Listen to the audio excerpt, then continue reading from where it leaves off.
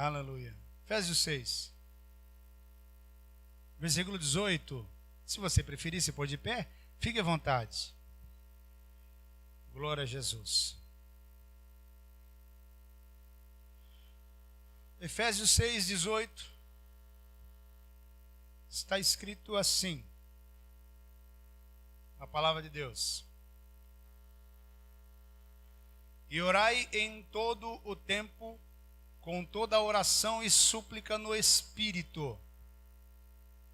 Vigiai nisso, com toda a perseverança e súplica, por todos os santos. Amém. Amém. Sente-se, amado. Glória a Jesus. Eu vou procurar ser o mais breve possível. Eu vim aqui algumas vezes, eu sei que eu estourei uns minutos. Eu vou fazer o máximo para que isso não aconteça. Em nome de Jesus. Até porque o bispo falou que era até às 10. Então, com certeza não vamos chegar às 22 horas. Amém? Queridos, foi liberado um tema, uma chamada, um princípio para esse ano, 2019.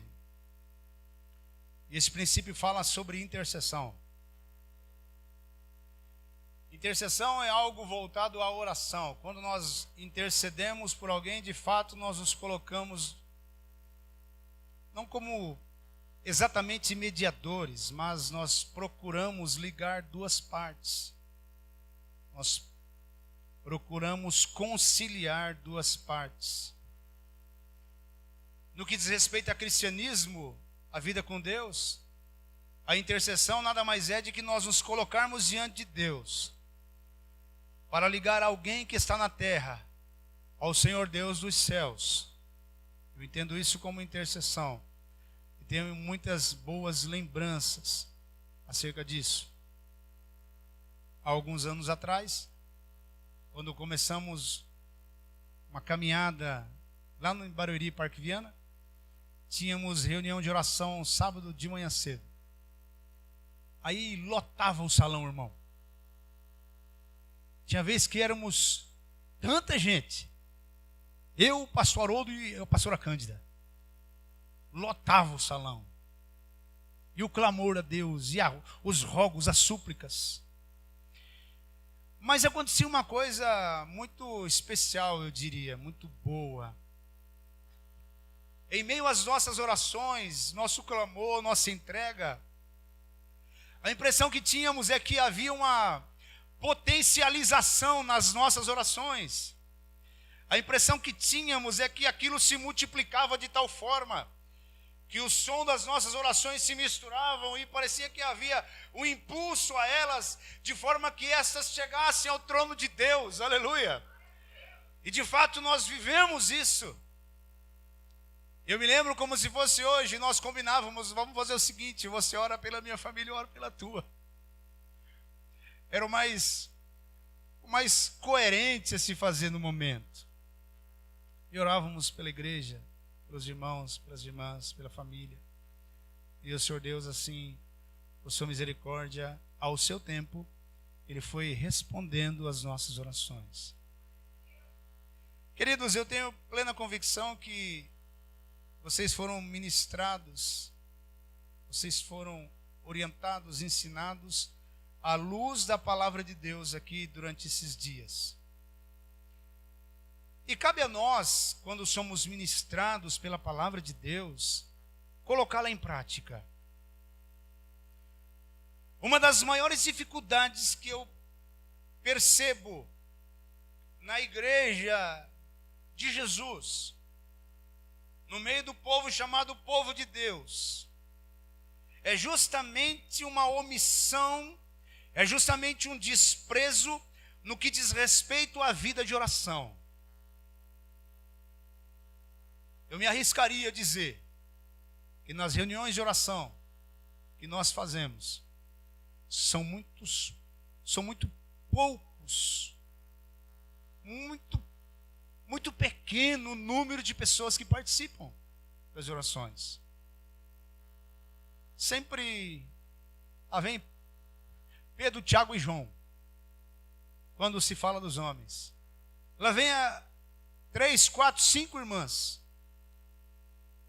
Então, na verdade, todos nós queremos receber de Deus, queremos ser instrumentos de Deus, queremos ser, como dizem aí, boca de Deus para essa geração, mas não queremos dobrar nossos joelhos diante do altar de Deus, dobrar os nossos corações. Povo de dura cerviz, lembra? A cerviz fala da cervical dura. Então eu entendo que tem crente, desculpe, que tem pessoas que tem coluna de ferro, ela não se dobra. Mas o Senhor nos chamou não para ser coluna de ferro, nesse sentido, mas sermos flexíveis à voz do Senhor, o nosso Deus. Precisamos sim nos dobrar ante a presença daquele que vive e reina eternamente. Precisamos invocar o nome do Senhor. Porque quando nós temos de fato uma vida de oração, nós temos alguns privilégios por tê-la, por vivê-la, por fazê-la, por praticá-la. E um dos privilégios que nós temos, segundo essa escrita, e toda a palavra de Deus, em concordância, um dos principais e primeiros privilégios que temos quando temos uma vida ativa de oração, é que nós temos acesso livre ao trono da graça. Acesso livre ao trono de Deus. Aleluia. Queridos, verdade é a seguinte: se eu e você quisermos falar com alguma autoridade constituída, seja um prefeito, um vereador, um deputado, um governador, seja algum ministro, algum juiz, nós teremos que fazer algumas requisições. Havendo a aceitação do pedido, nós teremos que cumprir alguns protocolos que nos serão impostos.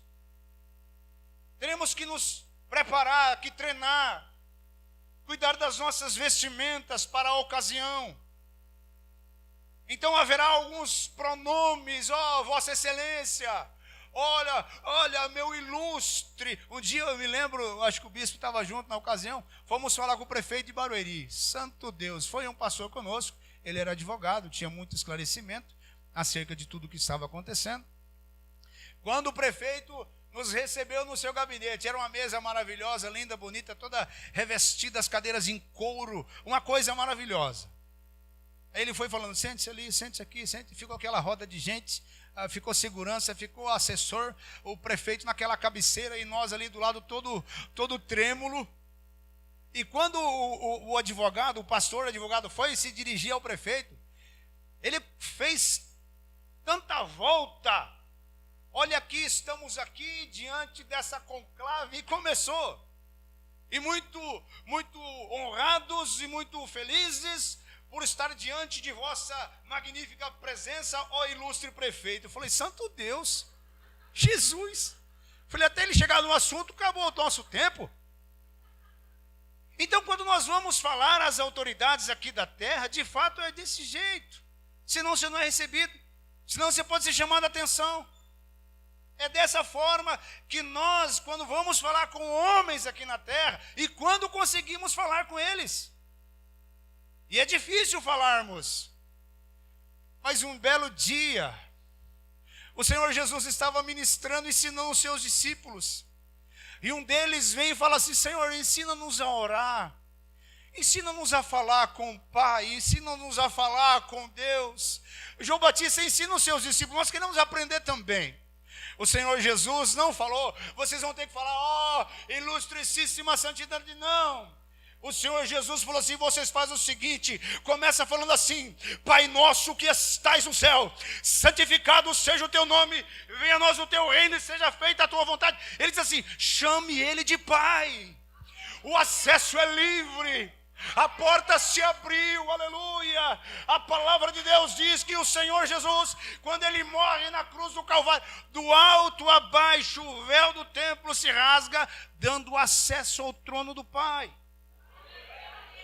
Hebreus 4,16 diz assim, chegai-vos, pois, com confiança diante do trono da glória, do trono da graça, a fim de serem respondidos no momento oportuno nas vossas necessidades. Deixa eu dizer algo para você, não precisa falar com fulano nem ciclano, fala com o Pai. Ele é teu Pai. Quero dizer, você é filho, você é filha, você é filho amado, bendito seja o que vive e reina eternamente. Um dos privilégios de quem tem uma vida de oração, de fato, é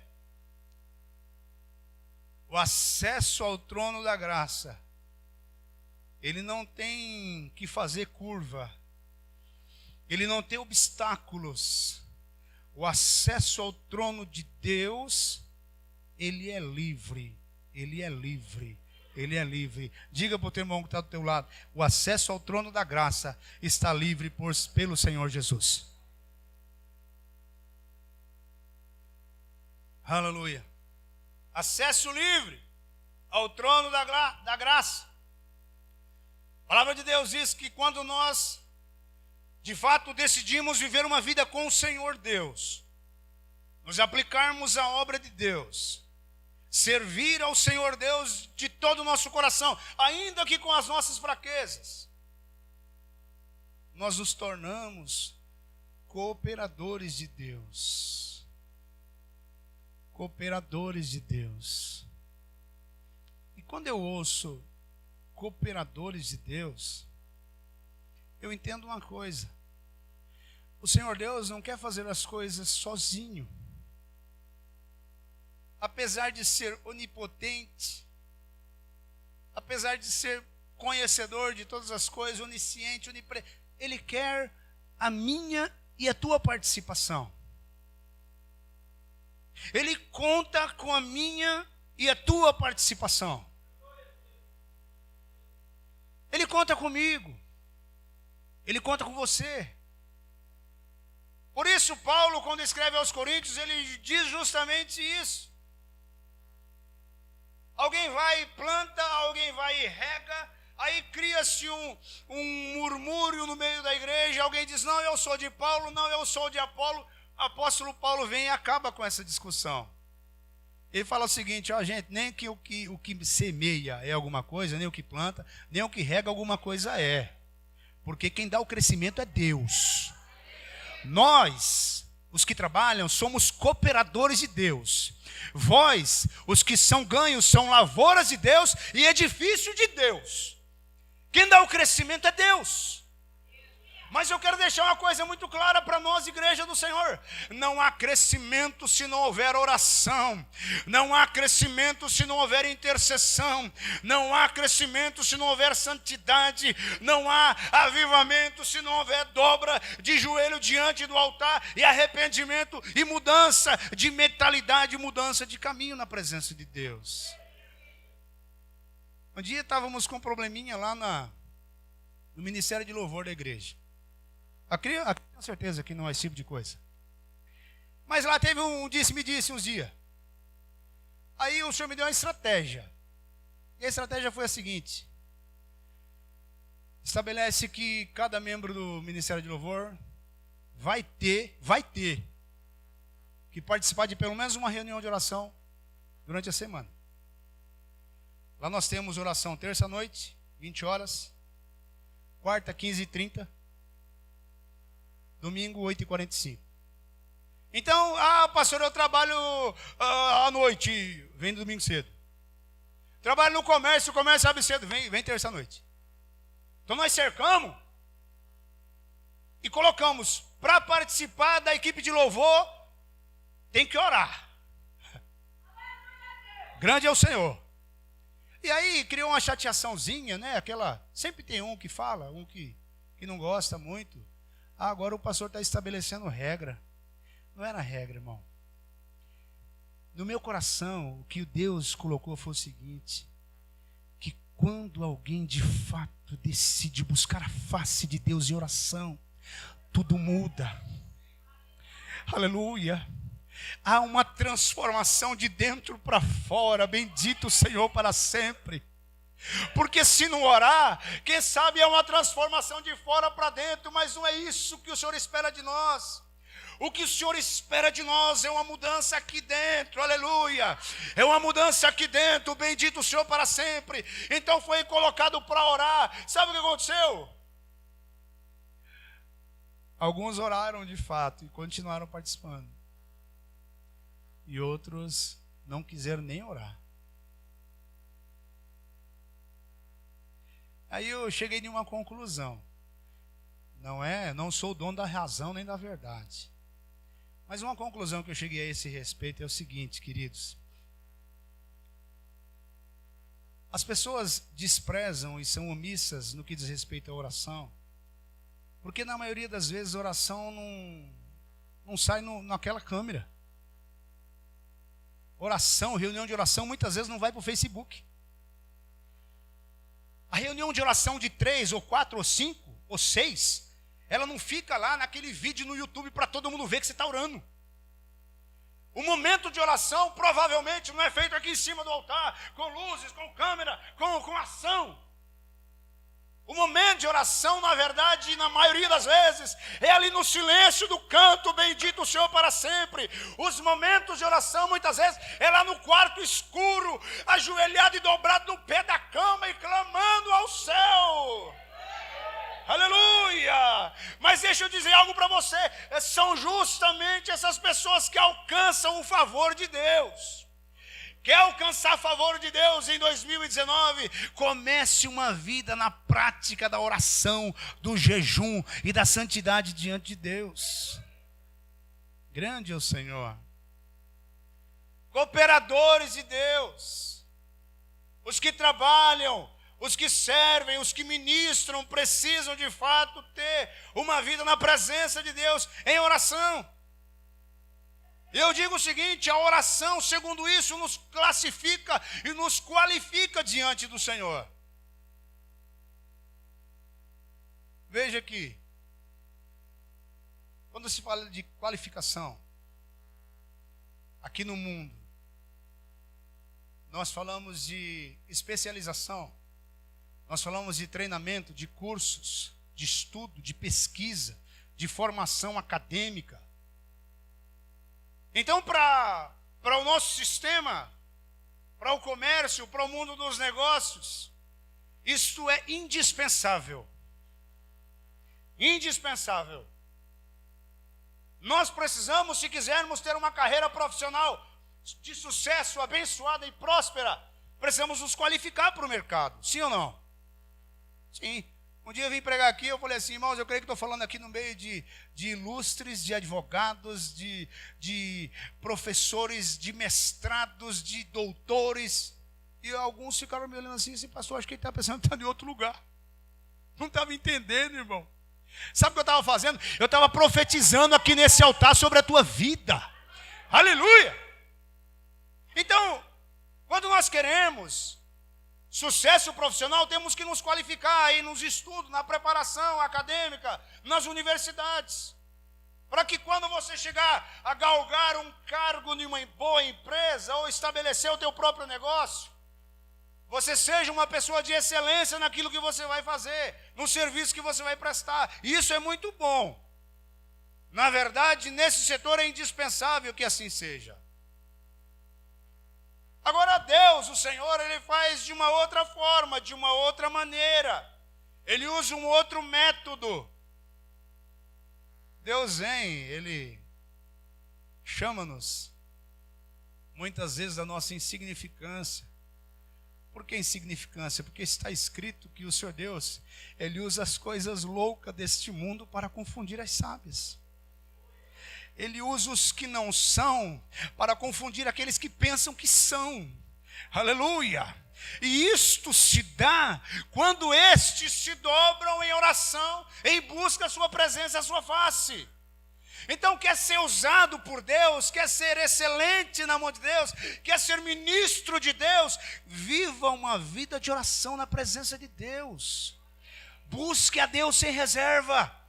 Entrega tudo a Ele, aleluia. Lembra do missionário Silas? Lembra os irmãos ali? Né? Foi um grande amigo, foi um grande homem de Deus, que tivemos o privilégio de conhecê-lo. Nós íamos cantar quando ele pregava ali na Vila Menck. Vinha um grupinho lá de Barueri, a gente cantava um grupo de louvor. E o missionário Silas falava assim, eu gosto quando esses jovens vêm aqui comigo, que quando eu vou pregar, porque a hora deles cantar, eles cantam tudo que tem para cantar. Eu entendi aquilo, irmão, que ele falou. Missionário, como assim? Sabe o que é? É que vocês não ficam nessa, não, vou economizar para eu não ficar rouco. Eu vou cantar mais baixinho que a minha voz está me arranhando. Não, na hora de cantar para o Senhor, nós nos posicionávamos e rasgava, e gritava, e glorificava, e adorava, sem medida, sem reserva, era tudo. Adore a Deus, adore com expressão, com intensidade, entrega o teu tudo diante do Senhor, aleluia. Faça com excelência, faça com entrega, porque o Senhor Deus nos estabeleceu cooperadores seus. Ele pega um de nós, como nós, e nos coloca como sacerdotes, diz a palavra de Deus, Isaías 1:6. O livro do Apocalipse diz também que nós somos nação santa, uma geração eleita, uma raça comprada, um povo adquirido, ao qual o Senhor nos fez reis e sacerdotes. Aí eu te pergunto, o sacerdote, irmão, é alguém que intercede. O sacerdote é aquele que recebe do povo e manda para o alto, aleluia. O que eu aprendo com isso? Que eu sou sim sacerdote da minha casa e preciso ocupar e me posicionar como tal. Você, homem de Deus, você, servo de Deus, que aqui está e me ouve nessa noite. Você é sacerdote na tua casa. Sacerdote tem a principal das funções de interceder, de rogar, de se pôr na brecha, de ligar as duas partes. Bendito seja o Senhor para sempre. Aleluia. Eu me recordo de uma história bíblica que muito me alegra o coração. O texto dos evangelhos fala de um pai de família que tinha 2 filhos. O mais moço e o mais velho. O mais moço, num determinado ponto da sua vida, ele decidiu que queria ir conhecer o mundo lá fora. A palavra de Deus diz que ele vai e pede ao pai a sua parte da herança. E quando ele pede ao pai a parte da herança, para a cultura de então, significava o seguinte: sabedores que a herança era após a morte do pai, e o pai vivo pedindo herança para o pai, sabe o que ele estava dizendo? Para mim, o senhor morreu. Me dá a minha parte que eu tenho ido embora. O pai dá a sua parte, ele passa uns dias, arruma as malas e vai embora. Segue seu caminho. E o mundo lá fora o detona. Ele é surrado, ele é machucado, ele é humilhado, ele é desprezado, ele é pisoteado.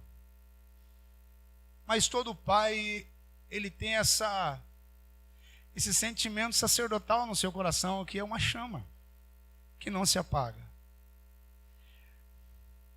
E tenho a plena certeza de que aquele pai dessa história, todos os dias, ele se punha diante de Deus e orava pelo seu filho que havia partido.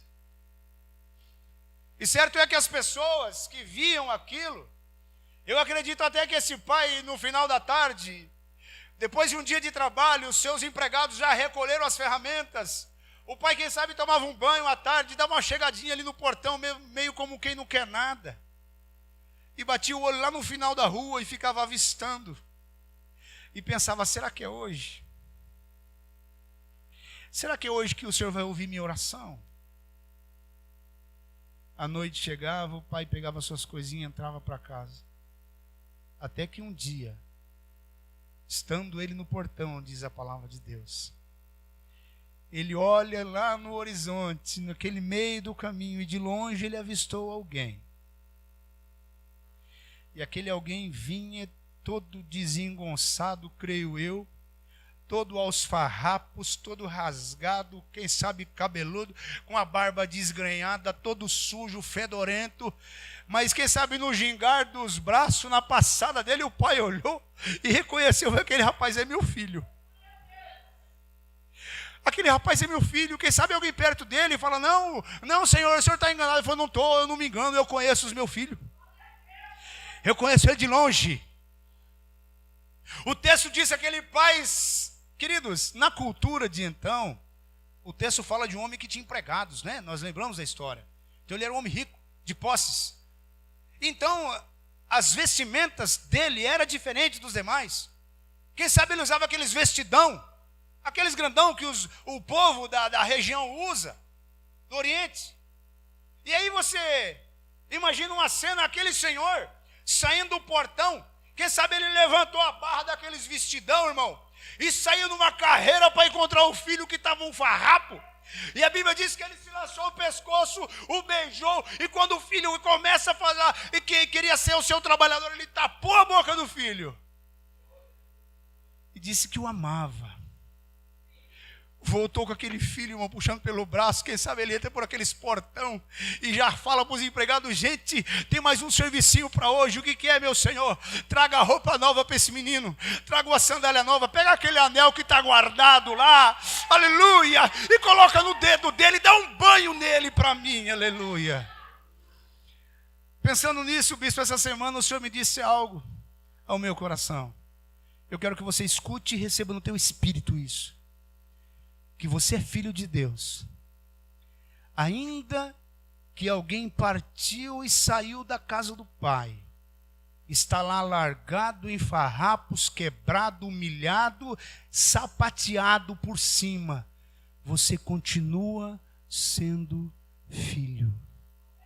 Você continua sendo filho. O Senhor está no portão,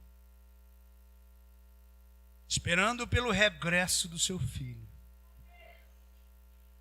O Senhor então nos levanta como sacerdotes diante de Deus. O Senhor nos levanta como intercessores por alguém que está perdido, por alguém que está ferido, por alguém que está machucado. E eu e você precisamos assumir a nossa postura sacerdotal. Que nesse ano de 2019, de verdade, nós possamos assumir nossa postura sacerdotal que Deus tem para nós. A esperança de todo pastor, na verdade, é ver uma igreja forte, é ver uma igreja vibrante, é ver uma igreja sadia. E eu entendo que todas essas qualificações, elas não são possíveis se não houver uma vida de oração. Porque na oração vem revelação de Deus. Na oração vem relacionamento com Deus. Na oração se desenvolve intimidade com Deus, se recebe santidade de Deus, se recebe sabedoria de Deus, se recebe revestimento de Deus, aleluia. Então, se nós esperamos e desejamos isso, precisamos sim ter uma vida de fato de entrega de oração e de intercessão diante de Deus. Segundo o livro das Crônicas, um texto emblemático, até meio que decorado com uma certa facilidade. Capítulo 7 de Crônicas. Eu vou resumir rapidinho. Salomão faz aí a festa de inauguração do templo. Aquela multidão, eu imagino que era uma multidão de pessoas. Porque até então Israel congregava e se reunia nas tendas, nos tabernáculos móveis. Mas ali uma grande festa acontecia e capítulo 6 e 7 fala dessa festa, dessa consagração. E Salomão faz uma intensa oração intercessória diante de Deus na consagração do templo. Quando, por exemplo, ele diz assim: Senhor, mas se um dia o céu se fechar, se cerrar e não houver chuva, e alguém for passando por aqui, entrar nessa casa e clamar ao Senhor, o Senhor não libera a chuva. Senhor, se por aqui um dia passar algum viajante, um peregrino, e ele entrar nessa casa e clamar ao Senhor, o Senhor não responde a sua oração. Ele faz uma série de orações intercessórias. E no final da sua oração, capítulo 7 e 14, o Senhor Deus vem, a palavra de Deus diz assim: então o Senhor naquela noite apareceu a Salomão e deu a ele uma palavra, uma resposta. E a resposta de Deus para Salomão era a seguinte: ouvi a tua oração. Ouvi a tua oração. Eu ouvi a tua oração. Sabe o que Deus estava falando? Não era só o povo que estava presente na festa, o Senhor também estava. Aleluia! Eu quero que você saia daqui sabendo uma coisa: não somos somente nós que estamos aqui. Jesus Cristo, Filho de Deus, o homem das mãos furadas, Ele está aqui no nosso meio também. Aleluia! Eu ouvi a tua oração, Salomão, quando você orou. Aí eu vou liberar uma palavra de resposta a você e ao povo, Salomão. Se o meu povo que se chama pelo meu nome, se o meu povo que se chama pelo meu nome se humilhar e orar e buscar a minha face e se converter dos seus maus caminhos, aí então eu vou fazer 3 coisas, Salomão. Sim, Senhor, o que tu farás? Eu ouvirei dos céus a sua oração. Eu perdoarei os seus pecados e eu sararei a sua terra. Bendito seja o nome do Senhor. Quer ser ouvido, quer ser perdoado, quer ser curado e sarado? Se coloca diante do trono da glória e Deus vai operar e te abençoar nesse ano de 2019. Se você quer nisso, dê um aplauso ao Senhor Jesus.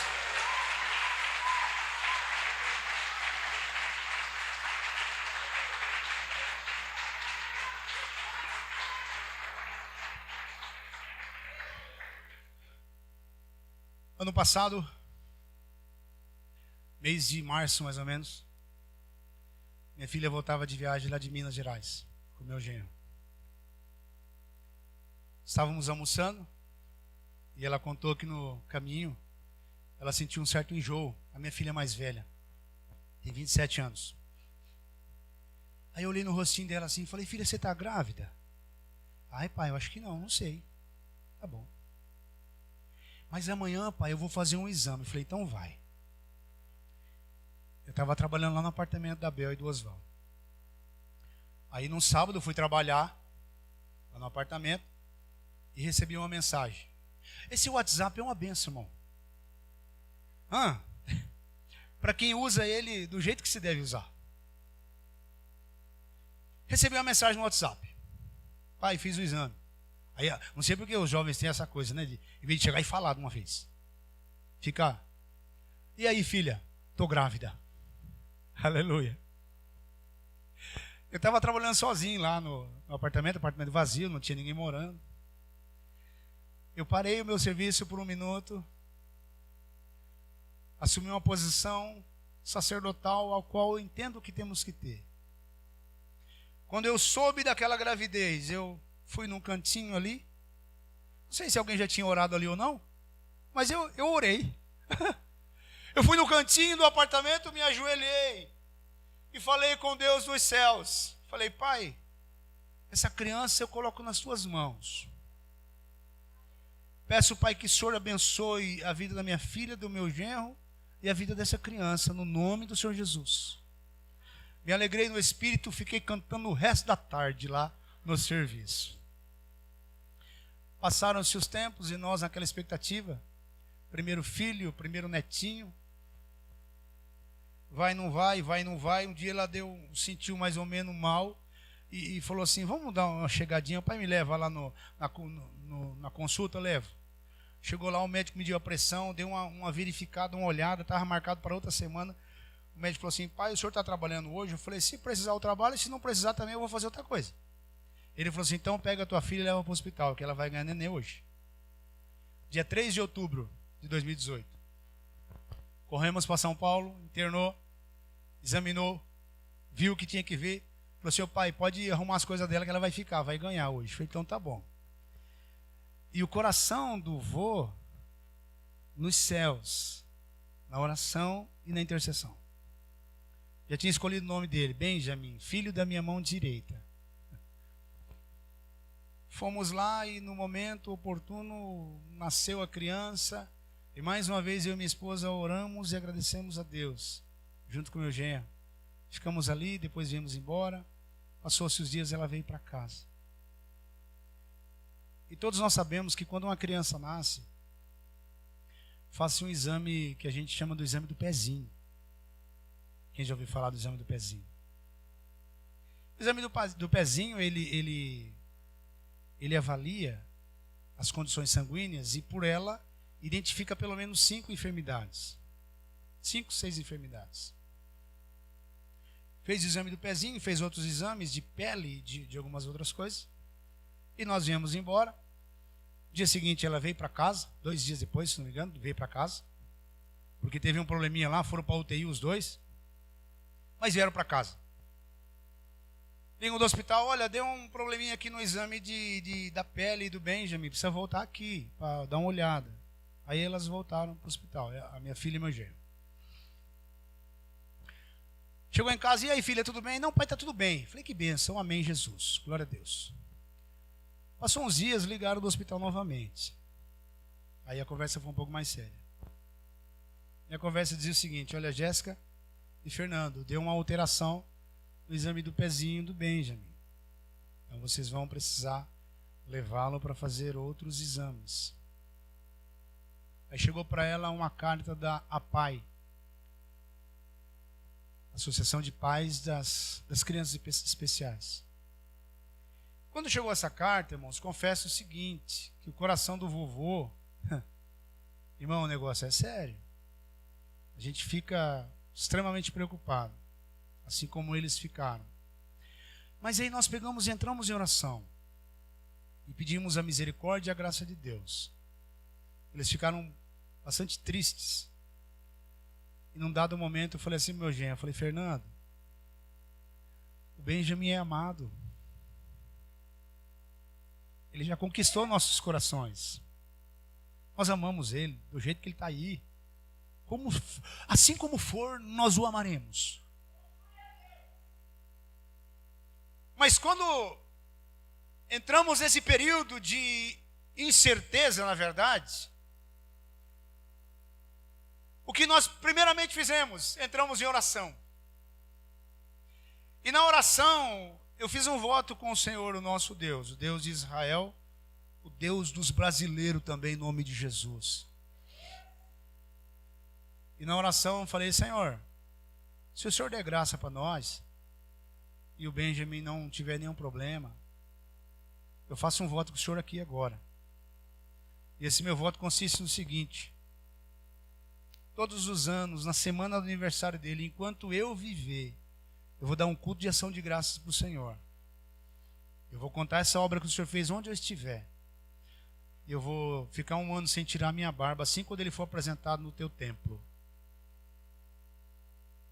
Ficamos lá esperando, irmão. 15 dias chegava o resultado. Passaram-se 15, 20, 25 dias. Um dado domingo, estava lá ministrando a palavra de Deus. No final do culto, Deus visitou o nosso coração de uma forma tremenda. E eu pregava sobre coisas novas. Quando Jesus falava assim, eis que faço novas todas as coisas. E o pessoal do louvor, o pessoal que ora, estava cantando ao Senhor, o nosso Deus. E durante o louvor, o Senhor Deus me mostrava lá na frente uma folha branca com algumas coisas escritas. Eu não conseguia na visão discernir o que era. Mas eu falei assim, eu não posso ficar com isso para mim, eu vou liberar para a igreja. Eu falei, irmãos, deixa eu falar uma coisa rápida aqui. Olha, eu estou vendo ali uma folha escrita com alguma coisa. Eu não sei o que é, mas como eu falei aqui pela palavra, e debaixo da cruz de Cristo, que o Senhor está fazendo nova todas as coisas, novas são todas as coisas hoje na tua vida. Recebe aí no teu espírito. E os irmãos receberam.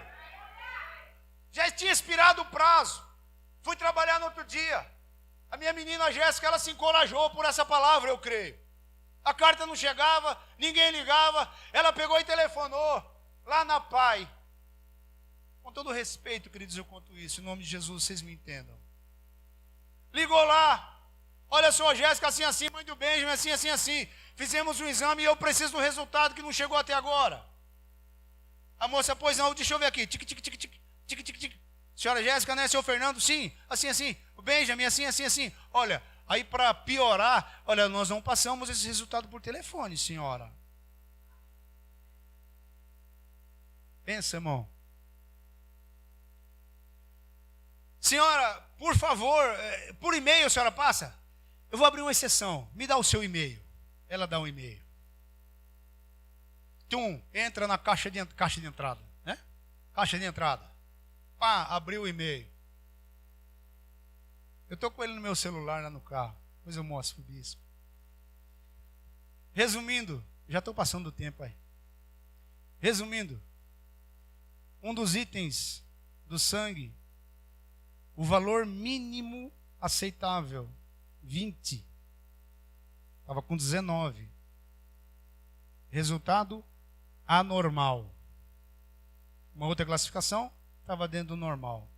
E por esse anormal, nós entramos nesse clamor, nessa oração e nessa súplica. Quando ela abre o e-mail, aquele de 19, anormal, foi para 251.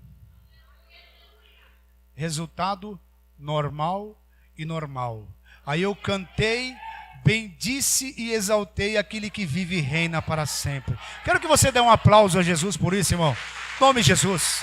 A Ele seja a honra, a glória, o louvor, o domínio, a majestade, pelos séculos dos séculos. Aleluia!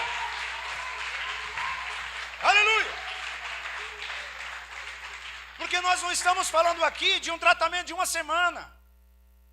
Nós não estamos falando aqui de uma cirurgia que se resolve, ainda que seja 6 meses de recuperação. Estamos falando aqui de uma vida.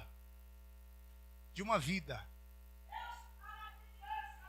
Às vezes eu chegava em casa do trabalho, irmão, eu não tinha coragem de perguntar para minha filha se o exame tinha chegado. Eu ficava com vontade de perguntar e não perguntava, bispo, não tinha coragem. Ela falava, pai, chegou e deu um problema. Eu ficava quieto. Quando dava muita coragem, eu falava, e aí, filha, chegou alguma carta para nós, alguma coisinha? Para ver se ela falava, não, pai, não chegou nada. E nós lá esperando. Mas sabe o que o Senhor Deus fez? Ele fez novas todas as coisas. O poder da oração, o poder da intercessão. Fique de pé comigo, amado, em nome do Senhor Jesus.